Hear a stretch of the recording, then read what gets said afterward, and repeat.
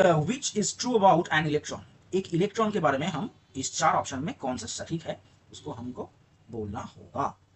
तो यहाँ पे बोल रहा है कि पहला क्वेश्चन के पहला ऑप्शन क्या है, rest mass of electron is 9.1 into, यहाँ पे इंटू नहीं पड़ा है शायद, ठीक है, 9.1 इंटू 10 टू द माइनस 28 ग्राम। तो ये तो हमको जानना है कि 10 टू द माइनस 28 ग्राम होता है और 10 to the power minus 31 kilogram होता है रेस्ट मास। रेस्ट मास का मतलब क्या है, मतलब वो कोई एक्साइटेड स्टेट में नहीं है, नॉर्मल स्टेट में, ग्राउंड स्टेट में।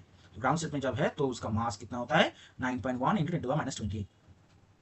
तो वहां पे पहली ऑप्शन हमको मिल गया कि ये सटीक है। तो और जो बाकी का ऑप्शन है वो क्यों नहीं सटीक है वो भी हमें जानना होगा। तो चलिए क्या बोल रहा है यहाँ पे, mass of electrons increases with the increase in velocity. Electron का मास वो वेलोसिटी के इंक्रीमेंट से बढ़ता है, ये तो कभी नहीं। Mass of any substance is constant, mass is constant, mass can not be changed. So velocity अगर बढ़ेंगे तो मास कभी भी नहीं बढ़ेंगे और घटेंगे, मास तो जो रहना था वही रहेंगे।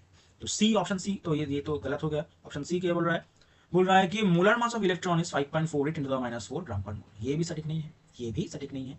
1 मोल of any substance contains 6.022 into 10 to the power 23 number of molecules। तो यहाँ पे 1 मोलर इलेक्ट्रॉन तो 5.48 कभी भी नहीं हो सकता।